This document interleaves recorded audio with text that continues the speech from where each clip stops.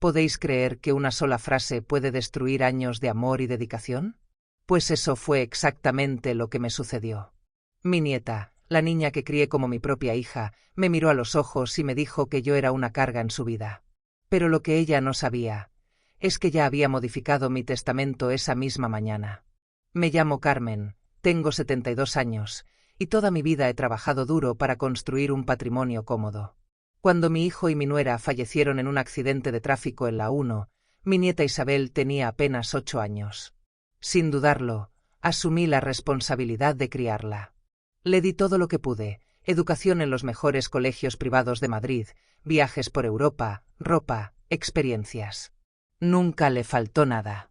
La amaba como a mi propia hija y creía que ella sentía lo mismo por mí. Pero estaba completamente equivocada.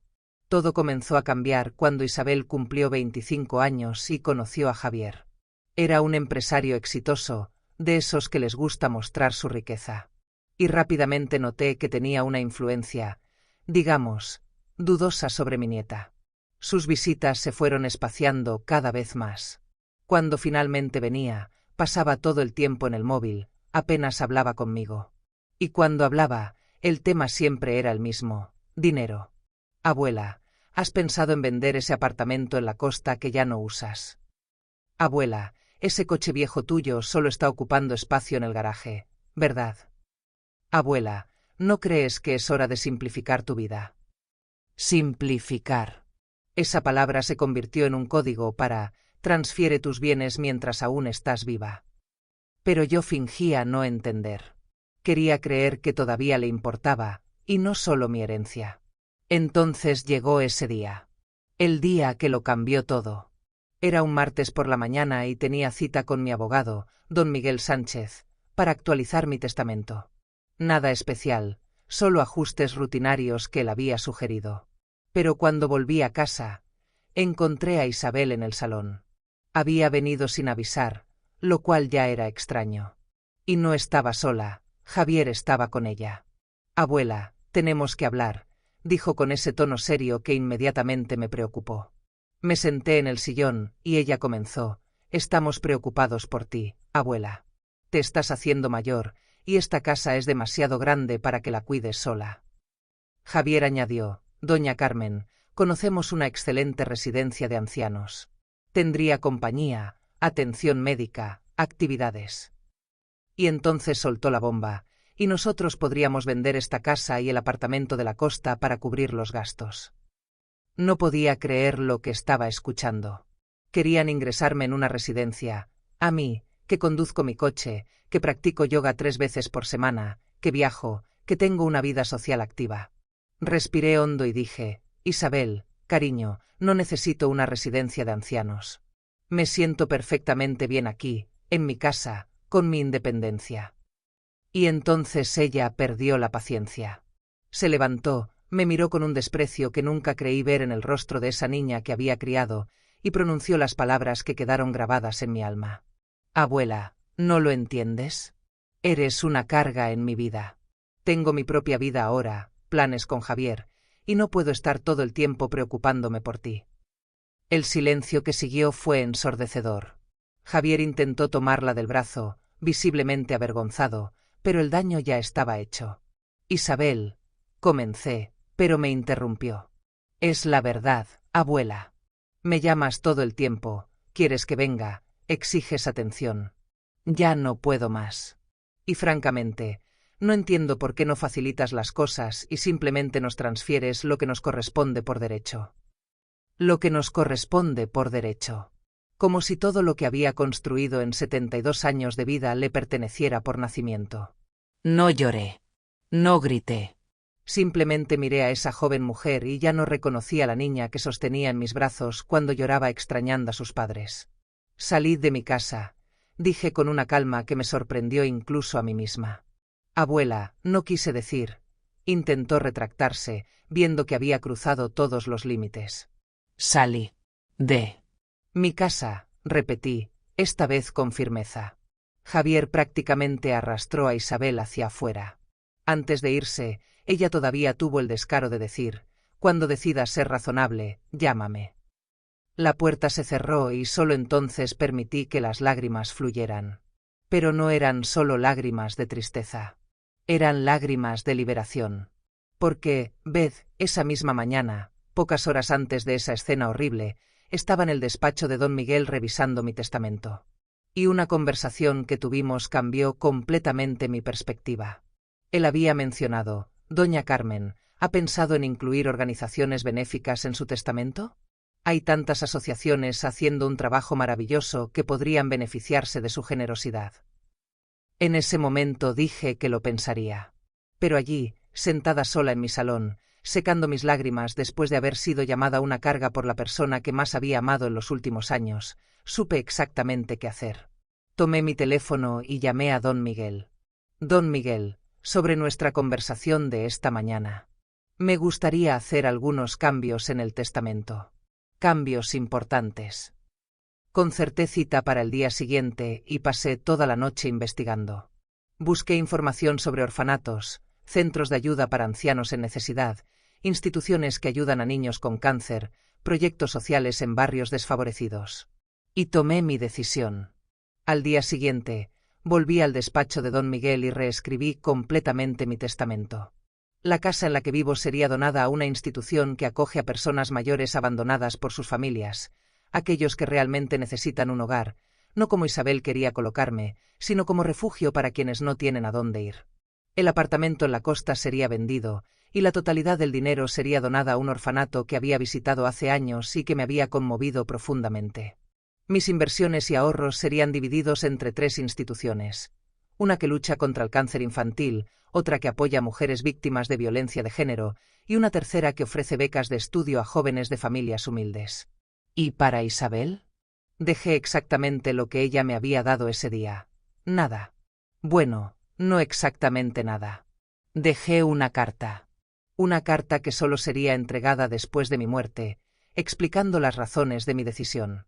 Don Miguel intentó hacerme reconsiderar.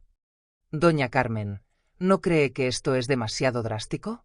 Quizás lo dijo en un momento de ira. Don Miguel, respondí, durante 17 años le di amor, educación, oportunidades y todo lo que estaba en mi poder. Si después de todo eso me ve como una carga y mi patrimonio como algo que le corresponde por derecho, entonces es hora de mostrarle el verdadero valor de las cosas. Y que el derecho a la herencia no existe cuando no hay amor ni respeto. Firmé todos los documentos. Todo quedó registrado, certificado, irrevocable. Y entonces, volví a casa y viví mi vida. Isabel llamó 2 semanas después, como si nada hubiera pasado. Dijo que había exagerado, que estaba estresada, que me quería. Fui educada, pero distante. Acepté sus disculpas superficiales, pero no olvidé lo que había sucedido. Comenzó a visitarme una vez al mes, siempre con Javier a su lado. Y siempre, en algún momento de la visita, él encontraba la manera de mencionar el testamento, de preguntar si ya había arreglado mis asuntos, como él decía. Yo simplemente sonreía y cambiaba de tema. Pasaron 6 meses. Estaba viviendo mi mejor vida, viajé por Europa con amigas, comencé clases de pintura, incluso encontré un pretendiente de 75 años que me llevaba a bailar sevillanas los viernes por la noche en un tablao del centro. Y entonces, de repente, Isabel apareció en casa con una noticia. Estaba embarazada. Abuela, vas a ser bisabuela, anunció con un entusiasmo que no había visto en años.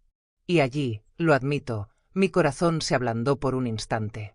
El pensamiento de un bisnieto, de una nueva vida, de una nueva oportunidad. Pero entonces Javier abrió la boca. Doña Carmen, con el bebé en camino vamos a necesitar una casa más grande. Pensábamos, ya que usted está sola en esta casa enorme, quizás podríamos intercambiar. Usted se muda a nuestro piso, y nosotros nos quedamos con esta casa. Es el lugar perfecto para criar a un niño. E Isabel añadió con esa sonrisa que creía convincente, y la abuela estaría cerca de su bisnieto. Todos ganaríamos. En ese momento, cualquier duda que aún pudiera tener se disipó completamente. No, dije simplemente. ¿Cómo que no?, preguntó Isabel sorprendida. No. No voy a intercambiar mi casa. No me voy a mudar. Y si queréis una casa más grande para el bebé, Tendréis que conseguirla con vuestro propio esfuerzo, como yo conseguí la mía. Javier se puso rojo de ira, pero Isabel intentó jugar con las emociones. Pero abuela, es tu bisnieto. ¿Cómo puedes negarle esto? No le estoy negando nada a mi bisnieta o bisnieto, respondí con calma. Simplemente no permito que me manipulen. Si queréis que sea parte de la vida de este niño, será bajo mis términos, con respeto y amor verdadero. No como una fuente de recursos para explotar. Isabel se fue furiosa. Y esta vez, no llamó después de 2 semanas. Ni después de 2 meses. El bebé nació, una hermosa niña llamada Lucía, y solo me enteré porque una vecina común me lo contó. Lloré esa noche. No por la decisión que había tomado, sino por toda la situación. Por la nieta que había perdido, por la bisnieta que quizás nunca conocería a su bisabuela.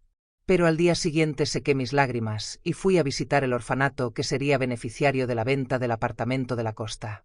Allí conocí a docenas de niños que no tienen nada, pero que me recibieron con sonrisas sinceras y abrazos fuertes. Una niña de 6 años llamada María se sentó en mi regazo y dijo: «Hueles como una abuela». Nunca he tenido una abuela. Ahora la tienes, respondí, sintiendo como mi corazón se llenaba de un amor diferente, pero igualmente poderoso. Hoy, a los 72 años, no me arrepiento de nada. Mi testamento permanece sin cambios. Isabel hizo su elección, y yo hice la mía. Decidí que mi legado no sería dejado a alguien que me ve como una carga o una fuente de herencia. Mi legado irá a aquellos que realmente lo necesitan, a aquellos que apreciarán y usarán estos recursos para construir un futuro mejor. Porque al final, la herencia no se trata de sangre u obligación. La herencia se trata de amor, respeto y legado.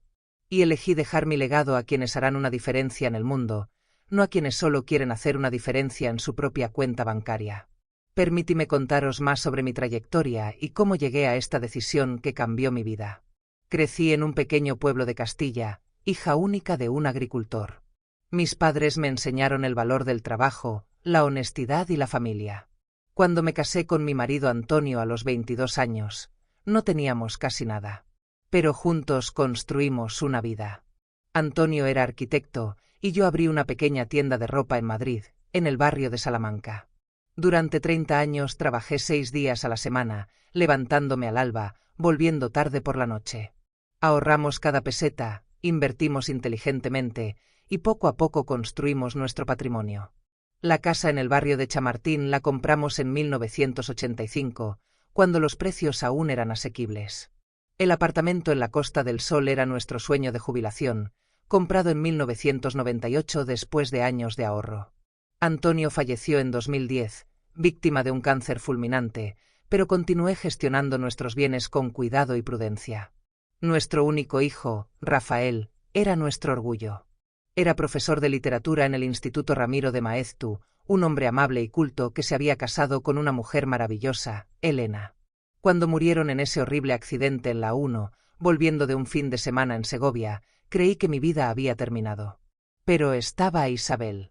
Esa niña de 8 años, traumatizada, huérfana, que me necesitaba. Y encontré la fuerza para continuar. Los primeros años fueron difíciles. Isabel tenía pesadillas, se negaba a comer, lloraba por sus padres. Me jubilé de la tienda para dedicarme completamente a ella. Consultamos psicólogos, terapeutas. Leí todos los libros sobre el duelo en los niños. Estuve presente en cada momento. Poco a poco volvió a sonreír. Poco a poco me llamó abuela con cariño en lugar de dolor. Nos volvimos cercanas, cómplices incluso. Me contaba todo, sus sueños, sus miedos, sus primeros amores. La inscribí en el colegio Nuestra Señora del Recuerdo, una excelente escuela. Animé su pasión por la literatura, como su padre. La acompañé a sus clases de piano, a sus clases de baile flamenco. Íbamos juntas al teatro, a los museos, a los conciertos. Cuando fue aceptada en la Universidad Complutense para estudiar filología hispánica, lloré de alegría. Mi inversión, mi amor, mi sacrificio, todo estaba dando frutos. Iba a tener una vida hermosa, una vida de la que sus padres habrían estado orgullosos. Pero algo cambió durante sus años en la universidad. Comenzó a frecuentar un círculo de estudiantes adinerados, hijos e hijas de la burguesía madrileña. Se volvió más materialista, más preocupada por las apariencias. Abuela, todos mis amigos tienen el último iPhone, decía. Abuela, soy la única que no va de vacaciones a las Maldivas. Abuela, no entiendes, hay que tener ciertas cosas para ser aceptada. Cedía a menudo, lo admito. Quería que fuera feliz, que no se sintiera diferente. Pero en retrospectiva, veo que estaba alimentando una avidez que no había notado que se desarrollaba. Luego conoció a Javier en una fiesta en un apartamento del barrio de Salamanca.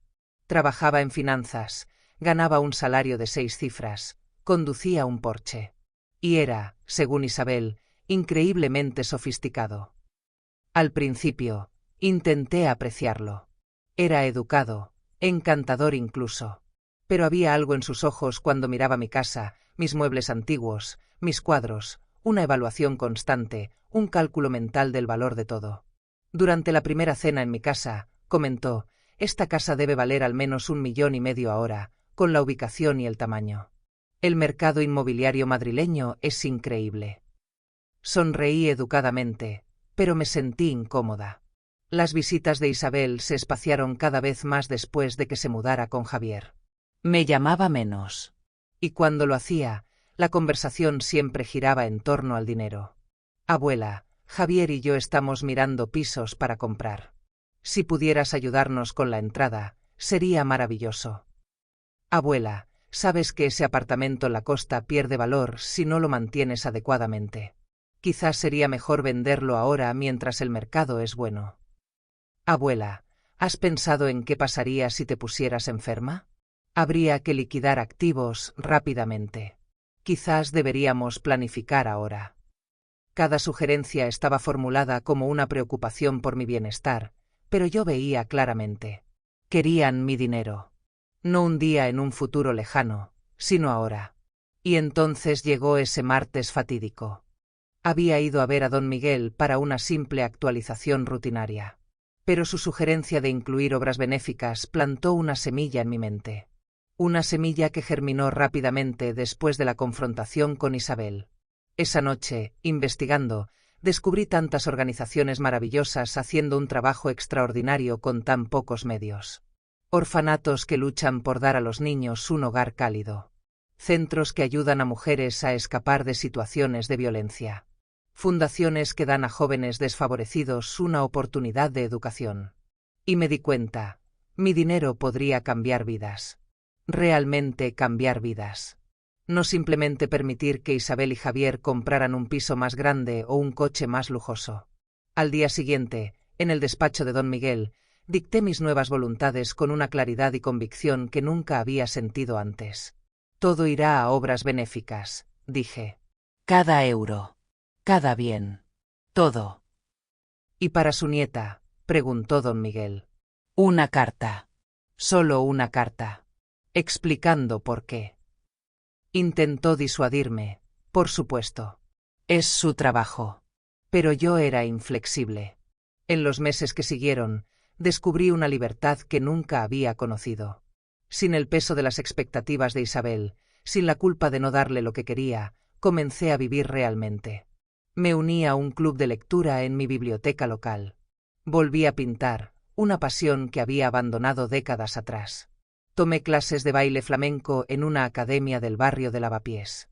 Fue allí donde conocí a Antonio, sí, como mi difunto marido. A los 75 años, era un antiguo diplomático, viudo desde hacía 5 años, con una sonrisa cálida y un sentido del humor delicioso. Comenzamos a tomar cafés juntos después de las clases, luego cenas, luego fines de semana en el campo. ¿Por qué no hicimos esto antes?, preguntaba a menudo riendo, mientras bailábamos juntos. Porque no estábamos listos, respondía yo. Ahora sí lo estamos. Con Antonio, no había segundas intenciones. Tenía su propia fortuna, sus propios hijos que lo respetaban y amaban verdaderamente. Éramos simplemente 2 personas disfrutando de la compañía mutua, sin complicaciones, sin expectativas más allá del momento presente. Cuando Isabel anunció su embarazo, me sentí dividida. Una parte de mí quería desesperadamente estar involucrada, ser una bisabuela presente y cariñosa. Pero otra parte, más sabia, sabía que nada había cambiado realmente. Y efectivamente, la propuesta de intercambiar las casas confirmó mis peores temores. El embarazo era solo otra herramienta de manipulación. Después de su partida ese día, Antonio vino a consolarme.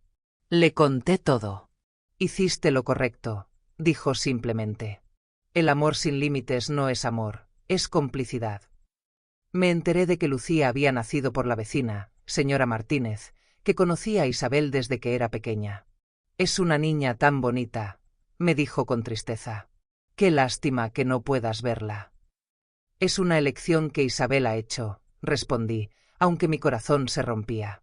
Pero continué con mi vida. Comencé a hacer voluntariado en el orfanato 2 veces por semana. Los niños allí, María, David, Ana, Pablo, se convirtieron en una especie de familia para mí. Esperaban mis visitas con ansias, mostrándome sus dibujos, contándome sus pequeñas victorias y sus grandes preocupaciones. Abuela Carmen, me llamaban, y mi corazón se hinchaba cada vez. Un día, la directora del orfanato me llevó aparte. Señora Fernández, dijo, ese es mi apellido, no sé cómo agradecerle. Su presencia aquí hace una diferencia enorme para estos niños. Florecen con su atención. Soy yo quien debería agradecerles, respondí. Me dan un propósito, una razón para levantarme cada mañana. Y era verdad. Estos niños, que no tenían nada, que habían sido abandonados u huérfanos, me daban más alegría que todas las posesiones materiales del mundo. 6 meses después del nacimiento de Lucía, mientras hacía mis compras en el mercado de San Miguel un domingo por la mañana, me encontré con Isabel. Estaba sola, empujando un cochecito, con aspecto agotado.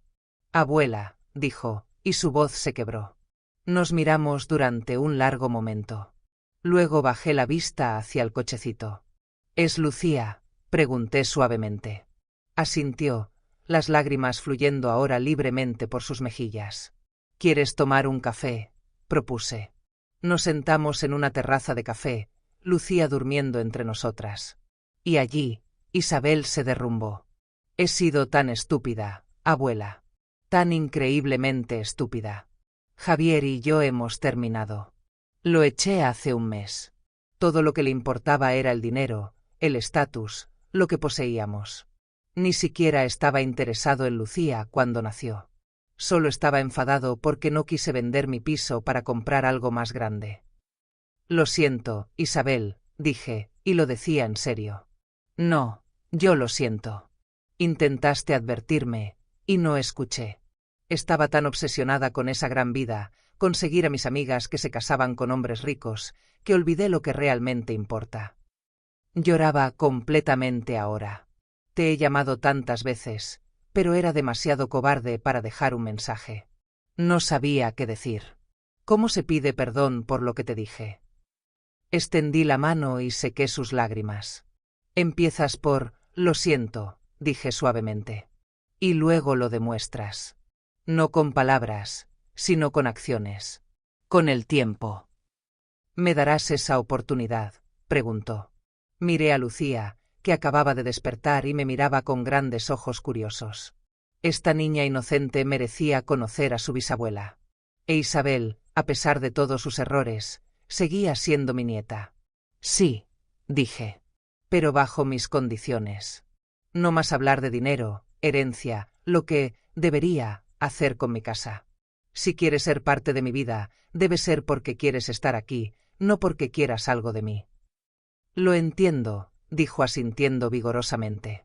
Solo quiero tenerte de vuelta en mi vida, abuela. Tú y Lucía os necesitáis mutuamente. Me doy cuenta ahora. Y así comenzó nuestra reconciliación.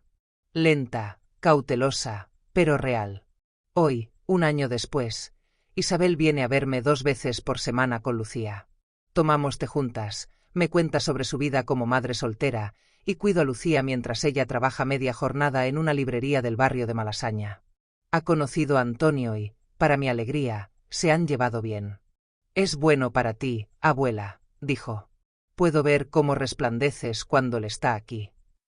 También hemos tenido conversaciones difíciles. Le conté exactamente lo que figura en mi testamento ahora, y por qué. Escuchó sin interrumpirme, y al final dijo: estás haciendo lo correcto. Esas organizaciones lo necesitan más que yo.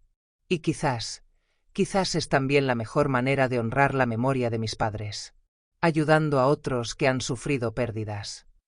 Esa comprensión me hizo sentir más orgullosa que cualquier cosa que hubiera dicho o hecho en años. Pero no he cambiado el testamento. Y no lo haré.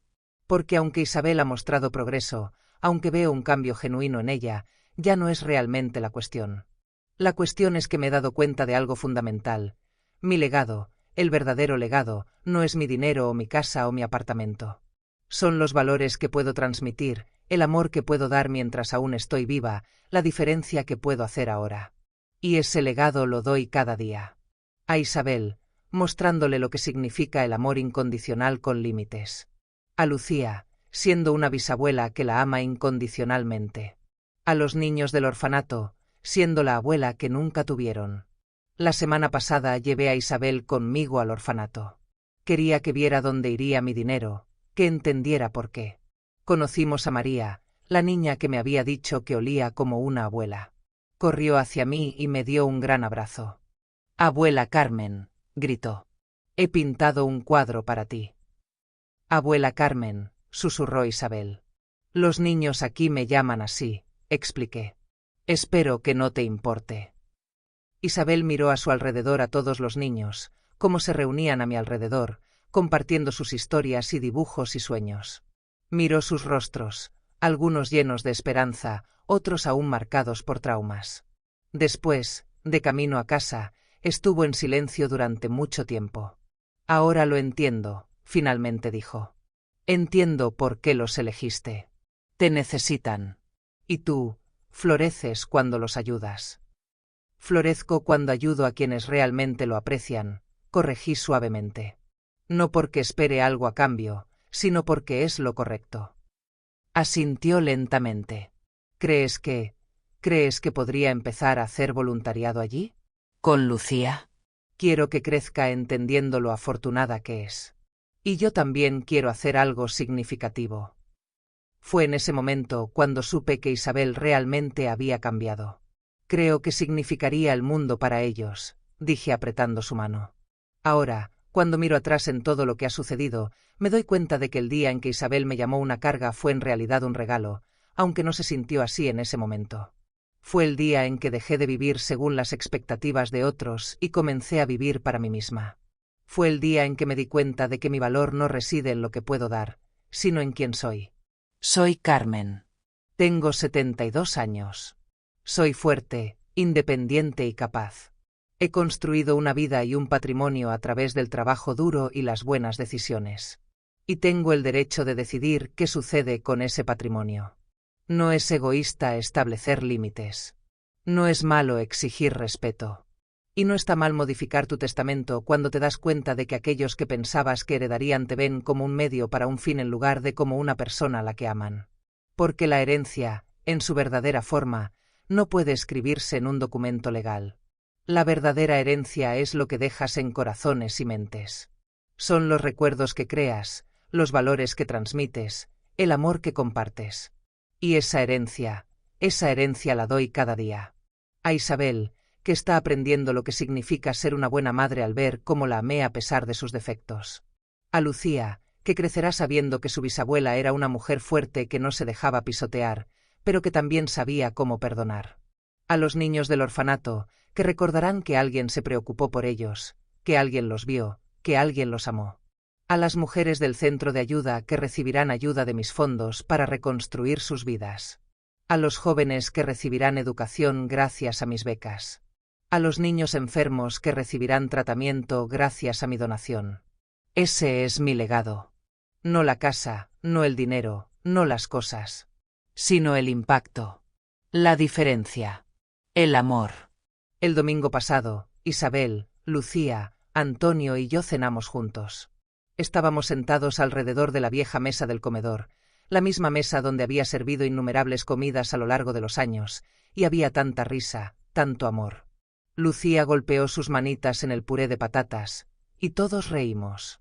Antonio contó historias de sus días como diplomático.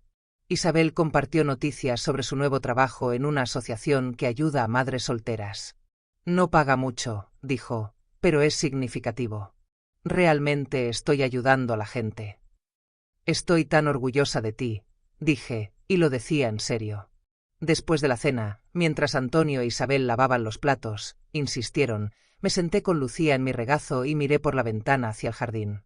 El naranjo que había plantado hace 40 años estaba lleno de flores blancas fragantes. ¿Sabes qué es lo mejor de envejecer, pequeña Lucía? Le susurré, aunque era demasiado pequeña para entender. No es la sabiduría, aunque es valiosa. Ni siquiera es ver crecer a las generaciones, aunque es maravilloso. Lo mejor es la libertad de elegir cómo termina tu historia. Y yo elegí que mi historia terminara con amor, límites, y un legado que realmente importa. Lucía balbuceó y me miró con su sonrisa sin dientes, y besé su suave frente. Tu mamá está aprendiendo eso ahora, continué. Y un día te lo enseñará a ti. Que las personas valen más que el dinero que tienen. Que el amor no se trata de lo que heredas, sino de lo que das mientras aún puedes. Que defenderte no es egoísta, es necesario. Isabel regresó con café para mí. Abuela, dijo con cuidado, he estado pensando en algo. Sí. Cuando sea mayor, si Lucía alguna vez me trata como yo te traté. Espero tener el coraje de hacer lo que tú hiciste. De establecer límites. De no dejarme explotar. Me enseñaste la lección más importante de todas, aunque al principio me resistí. ¿Y cuál es esa lección?, pregunté. Que el amor sin respeto no es amor verdadero. Y que amar a alguien a veces significa mostrarles las consecuencias de sus acciones, porque es la única manera en que realmente aprenden. Sonreí y tomé su mano. Ahora lo entiendes. Nos sentamos allí, 3 generaciones de mujeres, pronto 4, contando a Lucía, y me sentí más en paz de lo que había estado en años. Mi decisión permanece firme.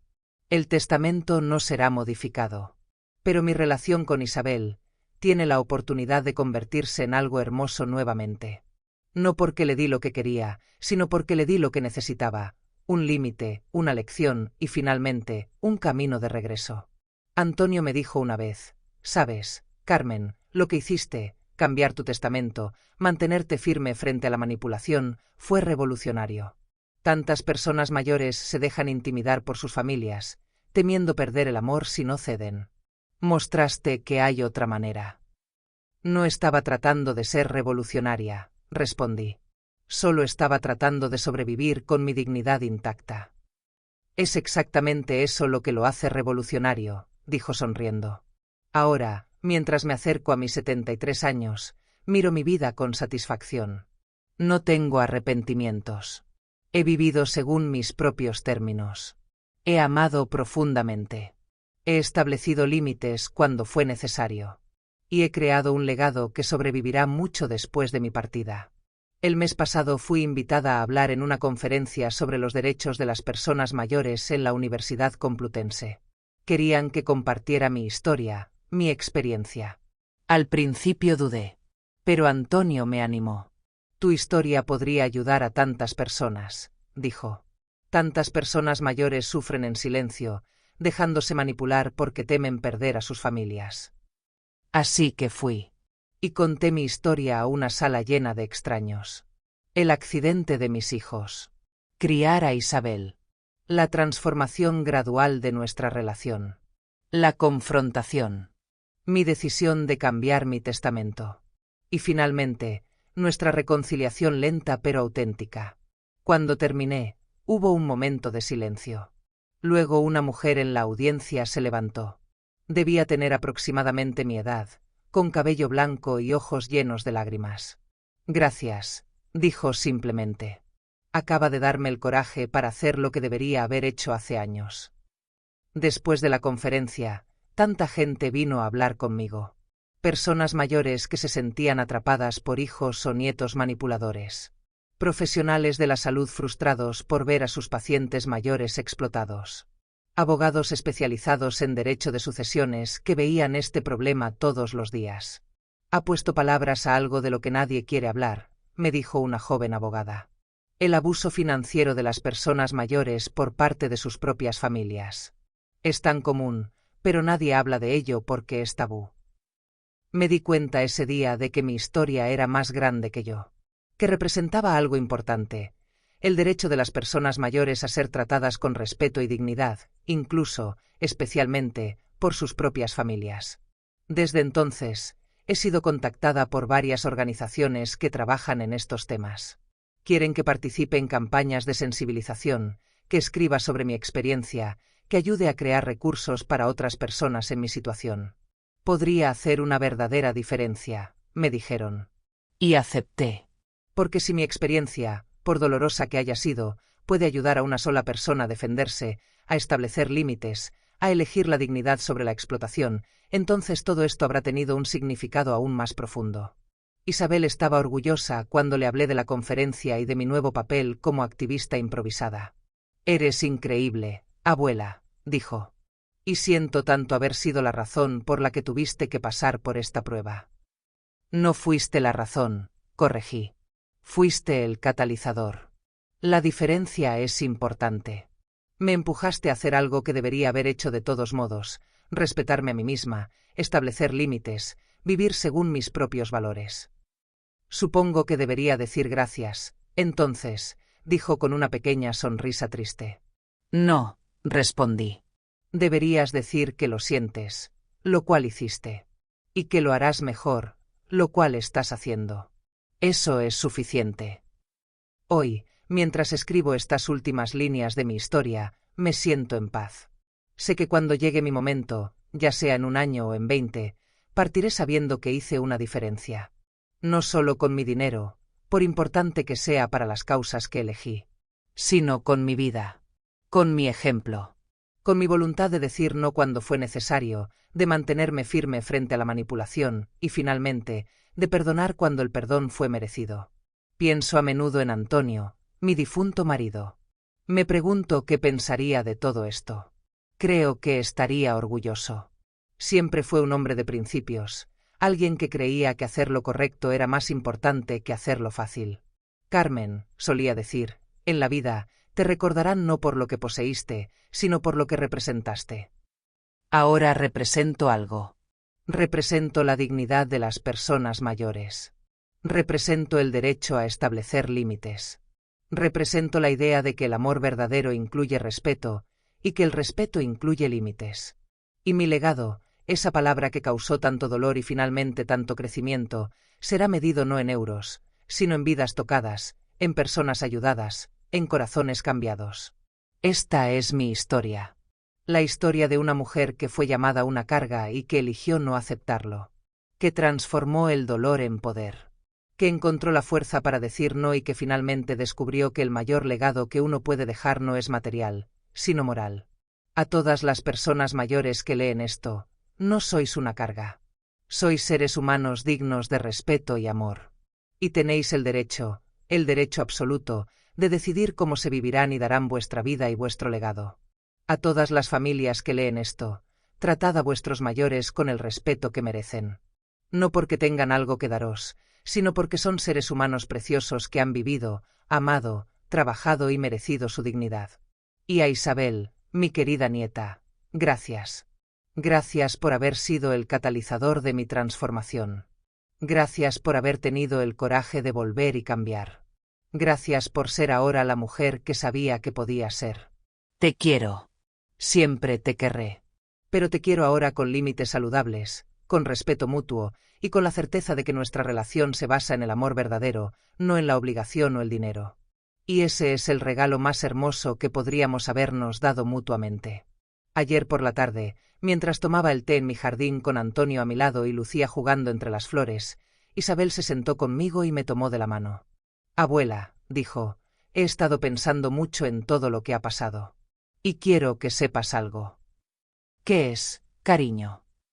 «Cuando leas esa carta que dejaste en el testamento, después de que ya no estés, no quiero que pienses ni por un momento que no entiendo. Lo entiendo perfectamente ahora. Y si pudiera volver atrás y cambiar lo que te dije ese día, lo haría en un instante. Pero como no puedo, Voy a pasar el resto de mi vida demostrándote que aprendí la lección. Las lágrimas corrieron por mis mejillas. Ya lo has demostrado, Isabel. Cada día que vienes aquí, cada vez que juegas con Lucía en este jardín, cada vez que me hablas de tu trabajo ayudando a otros, me demuestras que has cambiado. Y eso es más valioso para mí que cualquier herencia que pudiera dejarte. Nos abrazamos, y en ese abrazo sentí el cierre de un círculo. El dolor, la traición, la distancia, todo había llevado a este momento de comprensión genuina y amor restaurado. Pero el testamento permanece sin cambios. No porque no haya perdonado, sino porque la lección es demasiado importante. Y porque Isabel, en su sabiduría recién descubierta, lo entiende y lo respeta. Los niños del orfanato, las mujeres del centro de ayuda, todos los que se beneficiarán de tu generosidad, me dijo una vez, necesitan ese dinero más que yo. Yo tengo algo mucho más valioso, te tengo a ti. Los tengo a ti y a Antonio, y a Lucía, y una vida llena de significado. Eso es más de lo que el dinero podría comprar jamás. Y ahí está la verdad más profunda de todas. El verdadero legado no se mide en propiedades o cuentas bancarias. Se mide en amor compartido, en lecciones aprendidas, en vidas transformadas. Mi casa, cuando ya no esté, albergará a ancianos que no tienen a nadie. Y ellos tendrán un techo sobre sus cabezas gracias a los años de trabajo duro de Antonio y mío. Mi apartamento en la costa se convertirá en sonrisas en los rostros de niños huérfanos que finalmente tendrán juguetes, libros y la oportunidad de ser simplemente niños.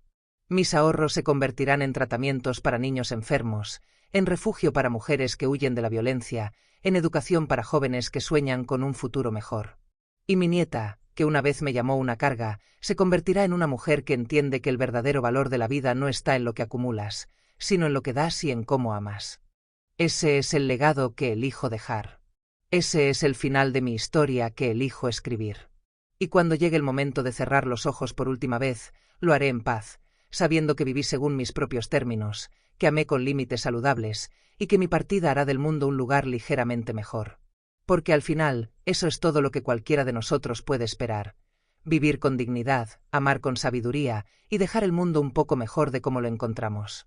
Y yo, Carmen Fernández, de 72 años, madre, abuela, bisabuela, amiga, activista, y sobre todo, mujer que se negó a ser una carga, puedo decir con certeza que he logrado exactamente eso. Mi legado no está escrito en papel legal. Está escrito en los corazones de aquellos a quienes he tocado, en las vidas que cambiaré incluso después de partir, y en la lección que dejaré a todos los que conocen mi historia. Nunca, jamás, permitas que nadie, ni siquiera tu propia familia, te haga sentir como una carga. Porque no lo eres. Eres valioso, digno, y mereces ser tratado con amor y respeto hasta tu último aliento. Y si ese respeto no viene, tienes todo el derecho del mundo de retirarlo tú mismo, de establecer límites, de elegir dónde y cómo tu vida y tu legado tendrán el mayor impacto. Porque tu vida es tuya. Tu historia es tuya. Y tu legado, tu verdadero legado, lo defines tú, nadie más. Esta es mi verdad. Esta es mi historia. Este es mi legado. Y no cambiaría ni un solo momento de este viaje, porque me llevó exactamente a donde necesitaba estar. En paz conmigo misma, rodeada de amor verdadero, y segura en el conocimiento de que cuando parta, dejaré el mundo mejor de lo que lo encontré. Y eso, queridos amigos, es lo único que realmente importa al final.